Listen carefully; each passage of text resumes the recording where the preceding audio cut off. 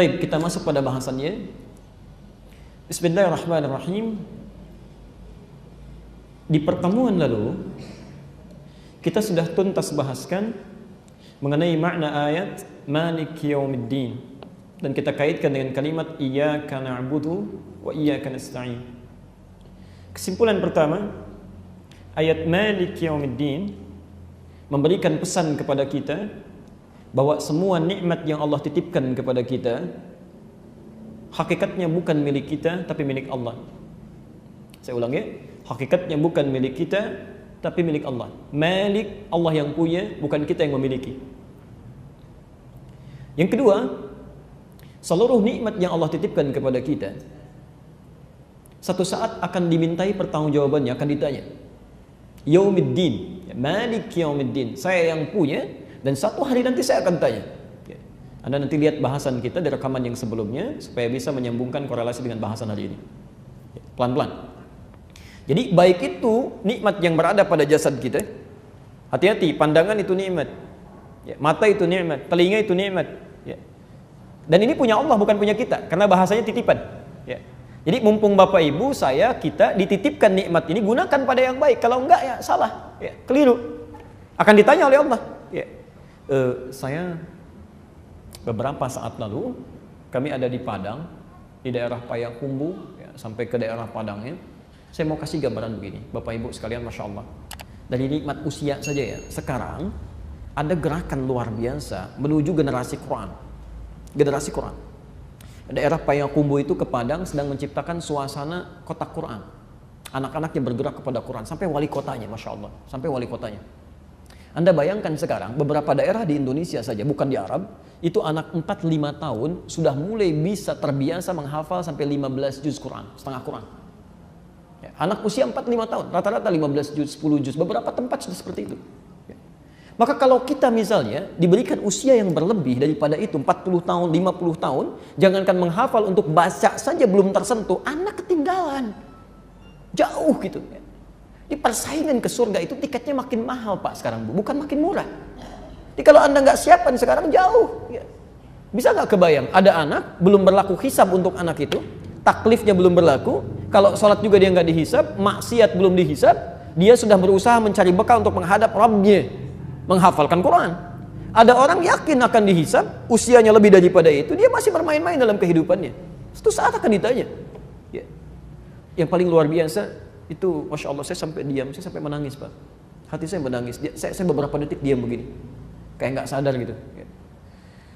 Kami diundang ke daerah Telas namanya, di Binangun, ujung Jawa Tengah, daerah agak ke dalam terpencil. Jadi Anda cari di Google itu, di Google belum tentu ketemu, saking terpencilnya gitu ya. Masya Allah, kami dapat info ada keluarga perawat kambing di situ. Kita kunjungi, karena kisahnya ini luar biasa. Kami datang ke situ, Masya Allah, melihat satu keluarga, wajahnya memancarkan aura kebaikan, kan? Ternyata Anda tahu hidupnya itu cuma 100.000 per bulan. 100.000 per bulan. Tidak ada tampak di wajahnya keluhan. Kami datang sudah mencari hidangan terbaik untuk tamunya. Ada yang masak ikan dulu segala, itu tampilkan, coba 100.000 per bulan. Bisa nggak Anda terbayang? Ada orang desa, di tepian desanya, hidup 100.000 per bulan, tidak pernah mengeluh. Ada orang, Masya Allah, mengatakan saya orang kota, ratusan kali lipat daripada itu, hampir setiap detiknya terisi dengan keluhan. Tapi yang menarik, ketika kami lihat kambingnya, ada 4 ekor pada saat itu, kami ditunjukkan, Allahu Akbar, ketika saya lihat, itu seluruh kambingnya ditutup dengan potongan aqua Bang. Ya, Ibu ya, yang kayak ada 1 liter itu kan agak besar ya, ditutup di mulutnya begini. Saat ditutup seperti itu saya tanyakan, ini kenapa kambingnya sakit? Tegas saya tunjuk, sampai saya tunjuk, ini sakit kambingnya. Perhatikan jawabannya, ini kami sampai diam, sampai saya menangis dalam hati. Lihat jawaban orang ini. Ini kambing tidak sakit, tapi kami baru datangkan dari penjualnya, sampai tiba di sini, kami tutup mulutnya supaya tidak memakan yang bukan haknya. Supaya tidak memakan yang bukan haknya. Demi Allah saya katakan, orang ini cuma dititipkan 100.000 plus kambingnya, dan itu pun yang dirawat punya orang lain, dia jaga setiap sennya sampai hak kambingnya. Anda dititipkan berapa oleh Allah? Dan sudahkah Anda bisa pastikan ketika Allah menanyai suatu saat nanti Anda bisa pertanggungjawabkan setiap sennya? Di mana digunakan? Dan itu, karena itu punya Allah, bukan punya kita. Punya Allah, suatu saat akan ditanya gitu ya. Karena itu kalau kita balik bertanya kepada Allah, ya Allah, ketika Engkau titipkan kepada kami, bagaimana cara kami menggunakannya? Seperti apa kami, ya Allah? Dan kalau kami punya kesulitan, seperti apa memohon petunjuk-Mu?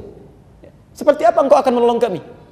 Maka diberikan jawaban di ayat seterusnya, Iyyaka na'budu wa iyyaka nasta'in. Ini yang kita coba mulai pelan-pelan. Ya, kita lihat dalil turunannya dulu supaya rumus siyak, lihaq dan sibaknya berlaku, dan keterangan hadis Nabi serta pendapat para ulama yang menyertainya. Bismillah. Quran surah ke-51 ayat 56. Kita ambil satu aja untuk mempercepat. Kemudian hadisnya kita ambil cepat, hadis riwayat Abu Daud. Kita ambil satu-satu saja. Nomor hadis 649. Hadisnya hadis qudsi dari Abu Hurairah. Abu Daud nama aslinya Sulaiman dari Sijistan, dikenal dengan Sulaiman As-Sijistani.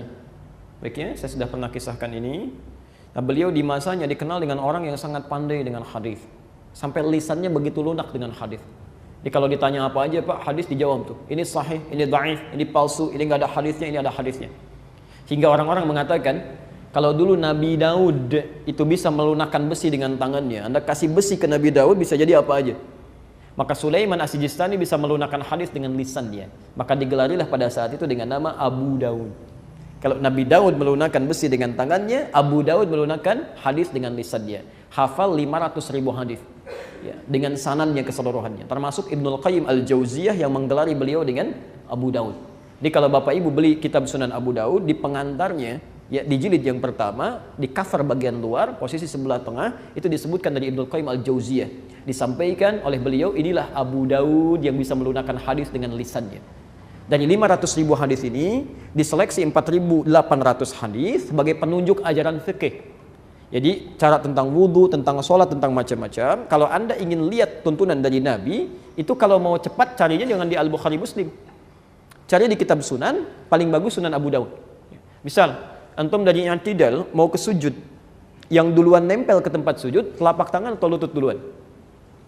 Oke? Nah itu di Al-Bukhari nggak ada, di Muslim nggak ada, cuma ada di Abu Daud salah satunya. Ya, yang pakai telapak tangan nomor hadis 838 dari Wa'il bin Hujr, yang pakai lutut, yang pakai lutut nomor hadis 838 dari Wa'il bin Hujr, yang pakai telapak tangan nomor hadis 840 dari Abu Hurairah. Tapi keduanya cuma ada di Abu Daud.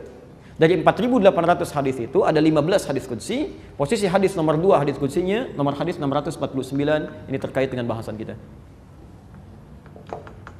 Taib. Iyyaka na'budu wa iyyaka nasta'in. Mohon izin boleh saya hapus yang atas ini? Alhamdulillah. Itu fokus saja ya. Datang, lihat, fokus, tulis. Biarkan saya terangkan sendiri, tulis sendiri dan hapus sendiri ya. Insyaallah. Bismillah. Iyyaka na'budu wa, kita turunkan lagi ke bawah. Iyyaka nasta'in. Masyaallah. Baik.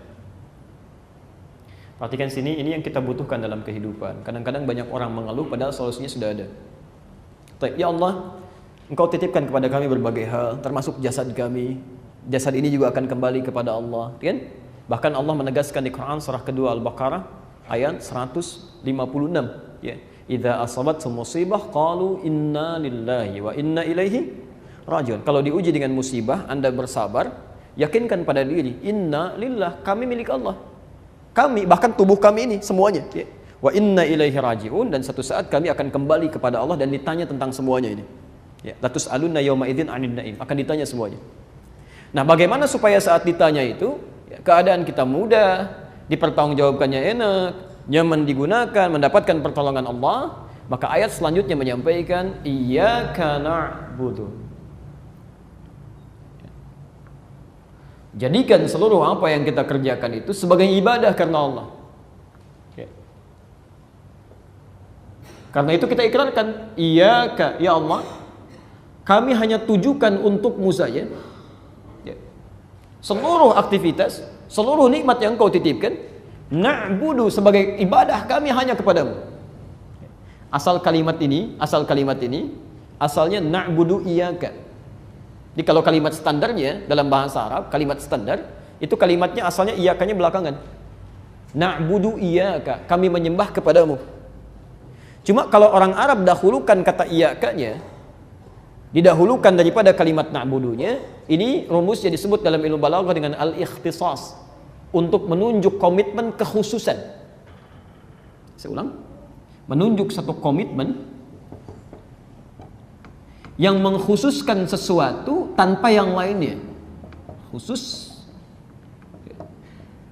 yang mengkhususkan sesuatu tanpa peduli pada yang lainnya.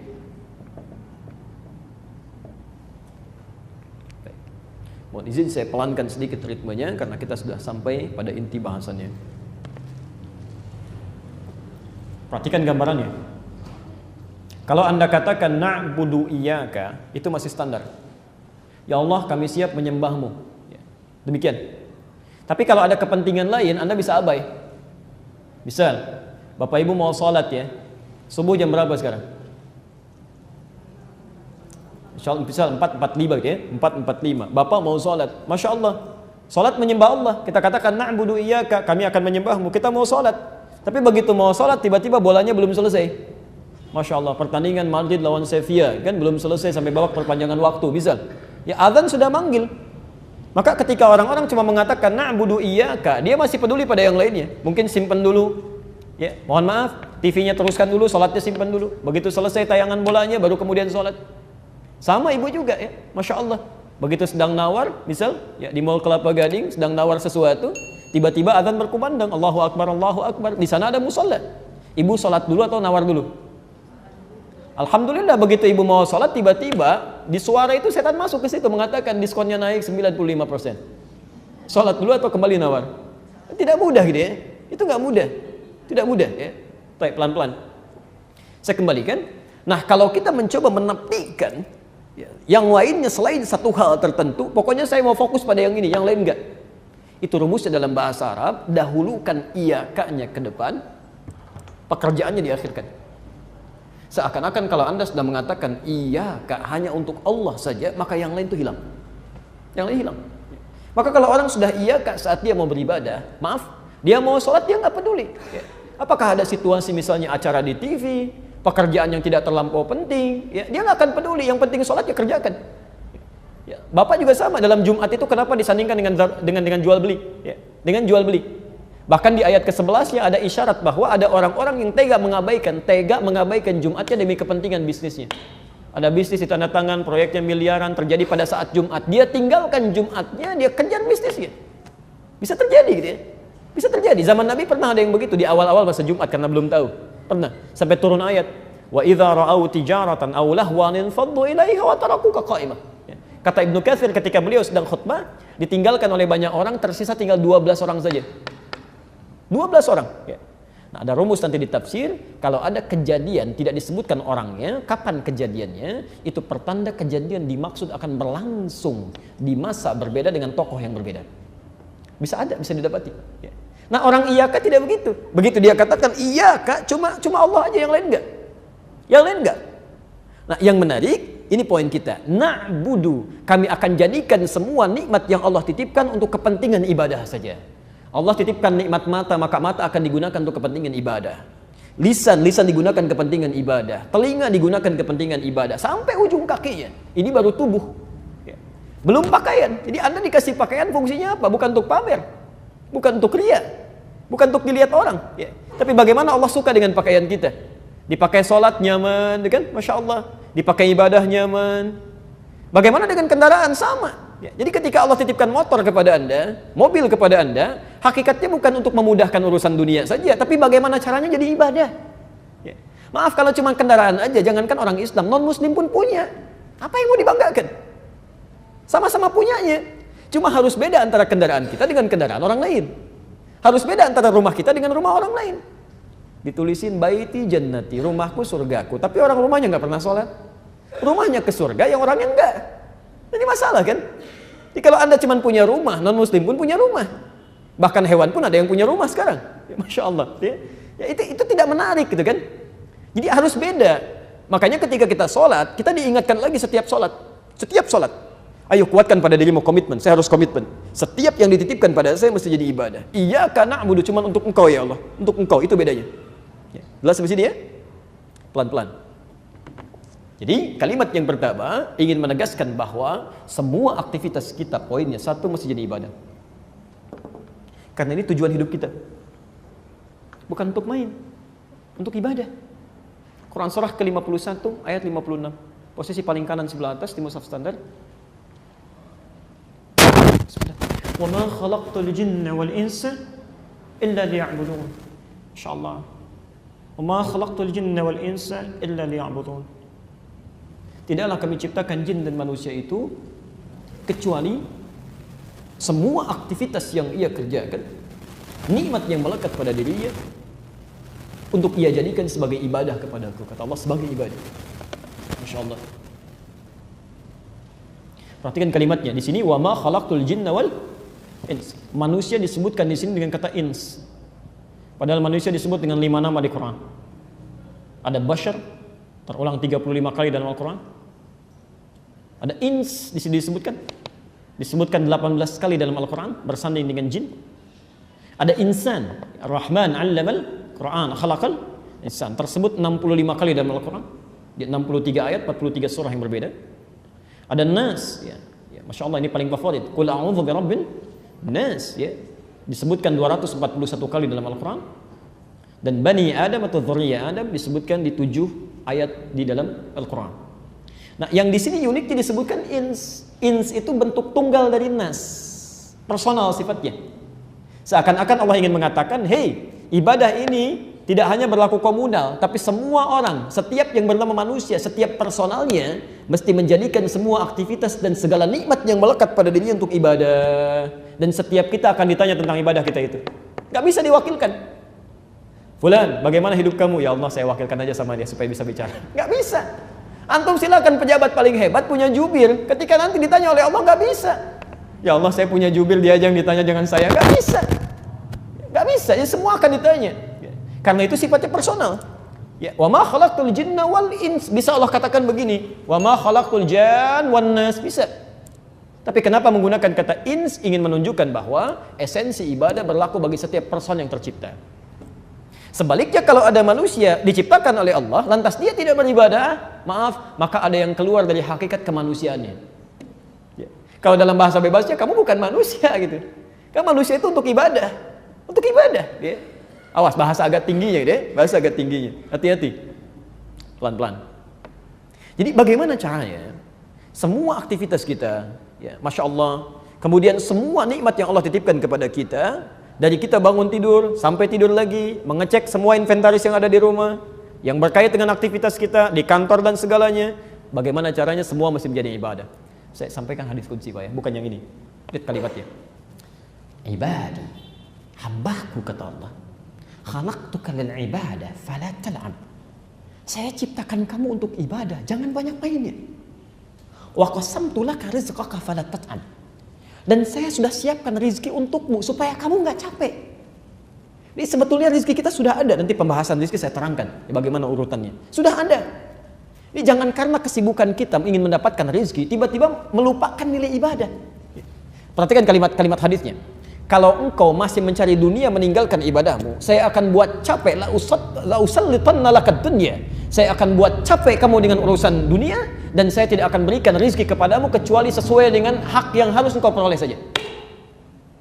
Misal, ada orang kerja capek luar biasa, kerja keras, Masya Allah, saking kerasnya berangkat gelap, pulang gelap, lupa sholat, lupa macam-macam. Lu menghasilkan 100 miliar, dia bangga, ini kerja keras, saya dapat 100 miliar. Kata Allah, kamu gak usah bangga, memang rezeki kamu itu segitu. Kamu cari-cari pun dapatnya akan segitu juga. Jadi ngapain dibanggain? Ya, gak harus dibanggakan.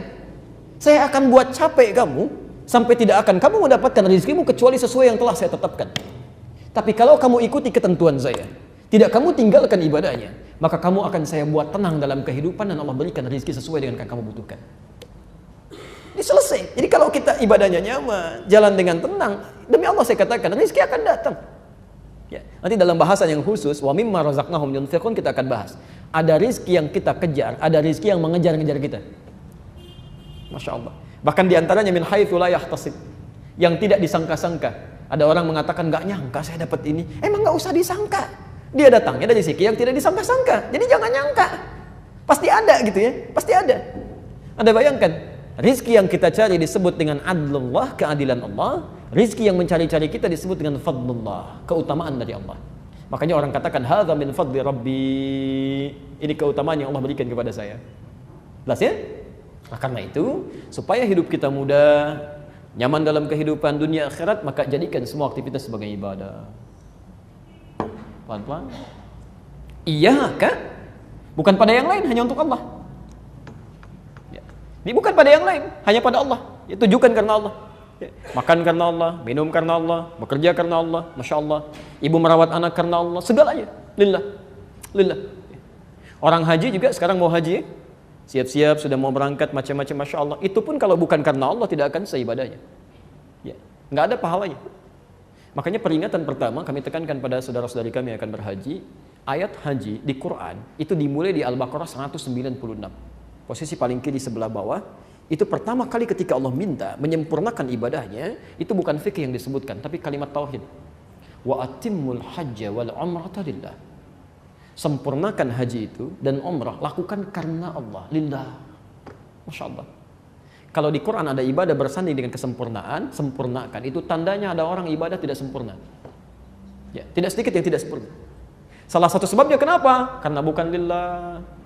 Ya, Masya Allah, nunggu-nunggu cukup lama, keluar biaya banyak, tenaga tidak juga sedikit keluar. Ya, begitu sa'inya live, tangan kanannya pegang handphone, Rabbik firwarham begini, orang lain lihat, ngapain jauh-jauh. Ada yang pulang dari Arafah, begitu selesai mau ke Muzdalifah, diminta oleh Quran zikir, ini baru pasang status, sedang menuju Muzdalifah. Habis dia.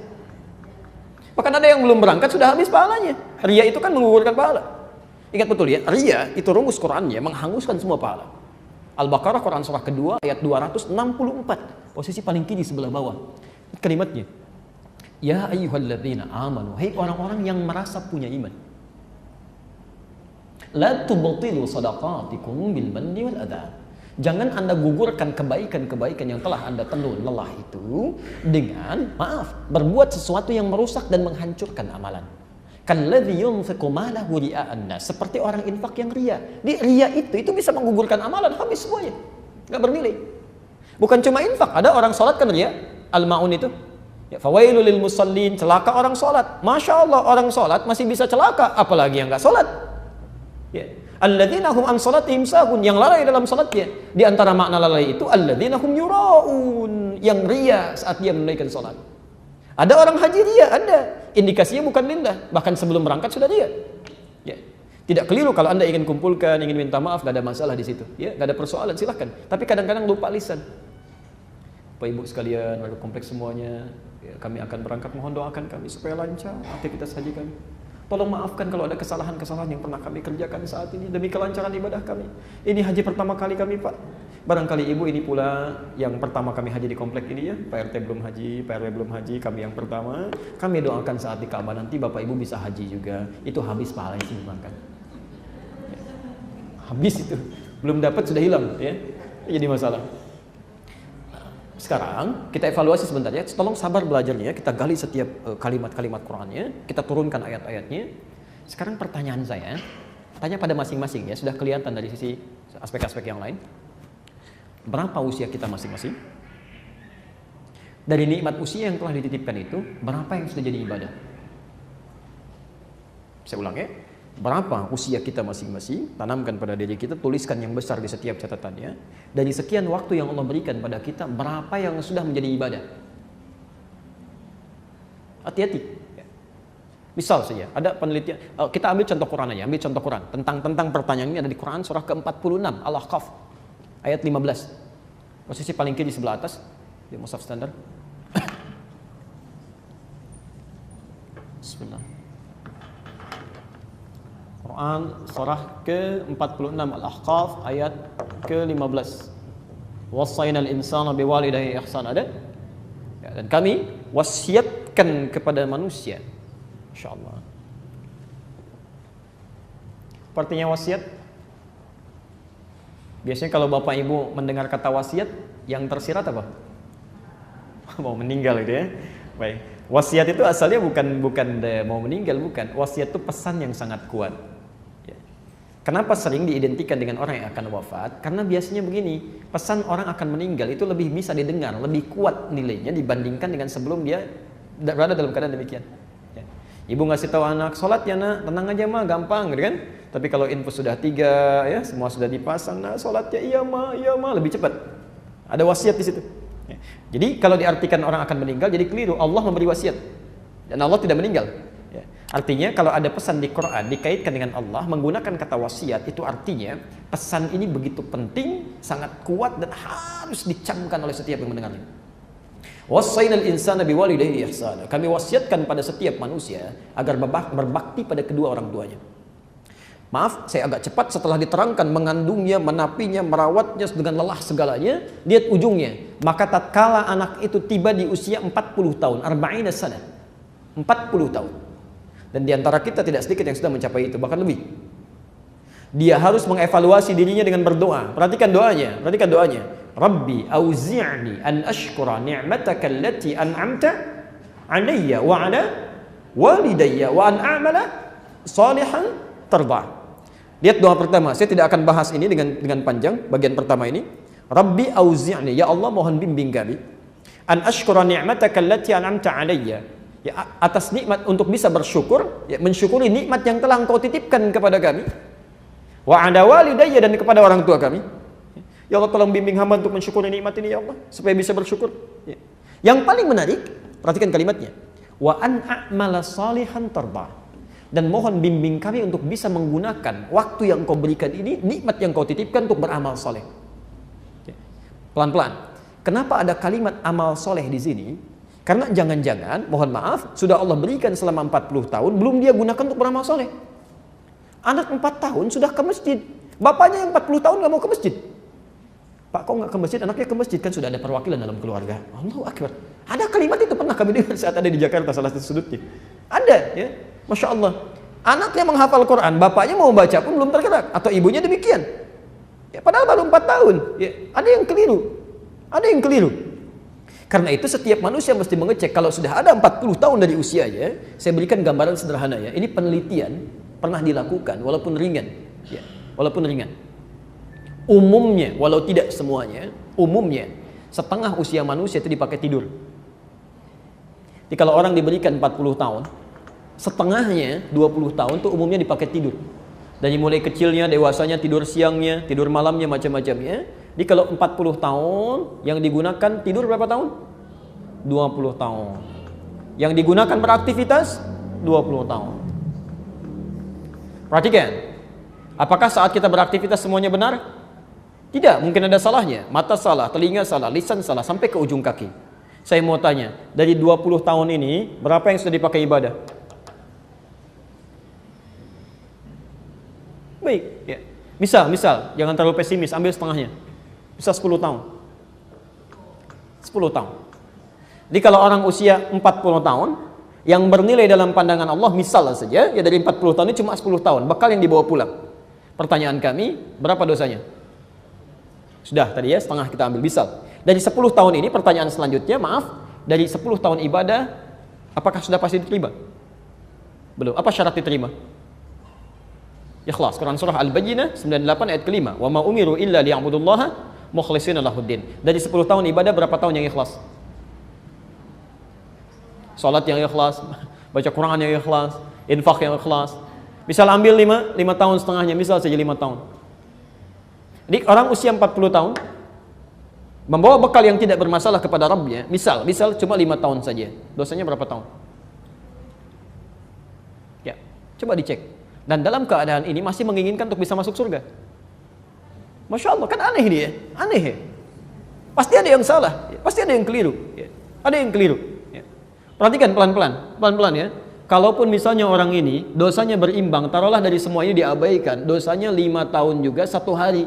1 hari aja. Ya. Masya Allah. Ada orang punya amal baik 5 tahun, amal jeleknya 5 tahun 1 hari. Masih banyak yang mana amalnya? Yang jeleknya masuk ke mana? Fa amma man khaffat mawazinu fa ummuhu hawiyah. Tapi kalau ringan timbangan amal baiknya, berat amal buruknya, maka tempat kembalinya hawiyah. Ya, neraka bagi dia. Itu luar biasa. Karena itulah kita minta kepada Allah supaya dibimbing untuk beramal soleh. An-a'mala solehan. Yang jadi masalah, orang beramal soleh pun belum tentu Allah ridha. Ini jangan Anda kira kalau Anda baru sholat Allah terima, belum tentu. Ya, belum tentu. Karena orang sholat pun kata Quran itu ada dua jenis. Quran surah keempat, An-Nisa ayat 103, posisi paling kanan di atas ke pertengahan sedikit. Fa idza qadaytumus shalah fadhkurullaha qiyaman wa qu'udan wa 'ala junubikum. Masyaallah. Fa idza qadaytumus shalah, kalau Anda wakaf di sini baca Qurannya. Fa idza qadaytumus shalah, maka jika salat telah tuntas Anda tunaikan. Maka jika kewajiban salat telah Anda tuntaskan, kalau wakaf di sini, ini kata para ulama menunjuk pada golongan yang pertama, yang motivasi salatnya hanya menuntaskan kewajiban saja. Yang penting sudah salat, mau khusyuk atau tidak itu bukan persoalan. Ya, maaf, mau lambat atau cepat itu bukan urusan. Yang penting saya sudah salat. Jadi kalau ditanya, Pak kok cepat sekali? Ya kan yang penting sudah salat. Masya Allah, gitu kan? Baca apa tadi? Ya kan sudah hafal, Al-Fatihah dibaca tiap hari misalnya. Ada jawaban seperti itu. Nah itu golongan yang pertama. Di kewajibannya terangkat tapi tidak mendapat manfaat dari ibadahnya. Ya, yang kedua, fadhkurullah. Maka salat yang dia lakukan akan langsung mengingatkan dia dengan Allah. Ya, Masya Allah. Jadi kalau orang salatnya berhasil, makanya disebut salat dari kata silah. Silah itu nyambung, tersambung erat. Jadi kenapa disebut salat? Karena ibadah salat ini melatih kita untuk tersambung dengan Allah dalam setiap liku kehidupan kita. Jalan ingat Allah, duduk ingat Allah. Masya Allah, mau tidur pun ingat Allah. Itu fungsinya. Ya, coba dari sekian salat yang telah kita tunaikan, berapa yang menjadikan kita ingat pada Allah? Jangan-jangan baru keluar salat tidak ingat dengan Allah. Ada yang begitu, Bu. Ya. Kan jadi aneh ya, ada orang keluar dari rumah Allah kehilangan sandalnya, padahal baru salat. Apa yang salah? Artinya saat dia gunakan sandal dia nggak ingat. Sebab kalau ingat Allah tidak mungkin orang yang ingat Allah melakukan maksiat, itu mustahil. Orang mau minum, ketika dia akan minum ingat Allah seperti yang kami sampaikan, maka dia akan tidak akan pernah menyentuh minuman yang tidak disenangi oleh Allah, karena dia sedang ingat dengan Allah. Dia tahu Allah melihat, dia tahu Allah mendengar. Orang yang ingat Allah karena didengar oleh Allah, punya sifat as-sami', maka dia tidak akan mengeluarkan kalimat-kalimat yang tidak Allah sukai. Semua. Maka dari itu kembali lagi, berapa aktivitas kita yang sudah menjadi ibadah. Itu pun yang sifatnya iyaka karena Allah, bukan karena yang lain. Karena itulah mari kita evaluasi ketika kita mengatakan dalam sholat iyyaka na'budu, itu kita sedang berkomitmen. Dicek lagi Pak Bu, ya Allah apa salah saya sampai saya sholat ini, apa yang kurang-kurangnya, apa yang belum jadi ibadah. Dievaluasi. Sangat-sangat luar biasa kalau ada orang setelah sholat tiba-tiba dia keluar dari komitmennya, padahal baru menyampaikan pada Allah barusan, saya mau ibadah, tapi dia melanggar kata-katanya sendiri. Itu ada yang berbahaya di situ. Ya. Makanya kalau kita sholatnya benar, itu baru selesai sholat saja, Masya Allah, kesalahan kita sepanjang bukan dosa besar, itu antara sholat ke sholat bisa terampuni. Ya. Pernah dengar hadis ini? Hadis Muslim, nomor hadis 223. As-salawatu ila as-salawat, wal jumu'atu ila al-jumu'ah, wa ramadhan ila ramadhan, kaffaratun lima bainahunna. Ya. Sholat satu ke sholat yang lainnya, Jum'ah ke Jum'ah ada pekanan, wa ramadhan ila ramadhan ada tahunan. Kalau benar ditunaikan kata Nabi, kaffaratun itu akan menghapuskan ya lima bainahunna, dosa-dosa yang pernah dikerjakan di antara keduanya. Jadi kalau Anda tadi punya salah misalnya saat salat subuh sampai ke zuhur, dan mustahil ada orang tidak berbuat salah, maka saat Anda salat zuhur itu benar salatnya, tuntas semua kesalahan dan dosanya, digugurkan oleh Allah. Ya, kecuali dosa besar. Ya, dosa besar. Maaf, yang pekanan Jumat ke Jumat selesai. Yang tahunan belum selesai pekanan, ya tahunan dihapuskan oleh Allah. Ramadan digugurkan.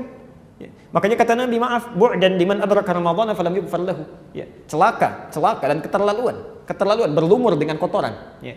Di raghima anf itu salah satu maknanya bu'dan atau raghima anfun. Ya, di hidungnya ada kotoran, debu.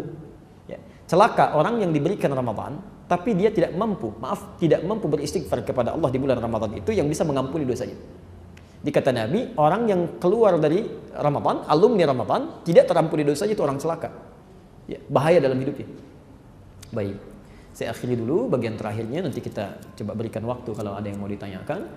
Jadi kesimpulan pertama, kalau semua nikmat yang Allah titipkan kepada kita di Maliki Yaumiddin dengan ayat sebelumnya, ingin selamat, ingin mendapatkan kemudahan dari Allah, maka jadikan semua itu sebagai ibadah karena Allah. Jelas semua ini? Maaf, kedudukan, mohon izin saudara kami para ikhwan, jika teman-teman ada yang dititipkan oleh Allah kedudukan, artinya ibadah antum ada di situ. Ayo bikin polisi kebijakan-kebijakan yang baik. Ya. Misal antum jadi ketua RT atau ketua RW, bikin surat aja ke keluarga muslim.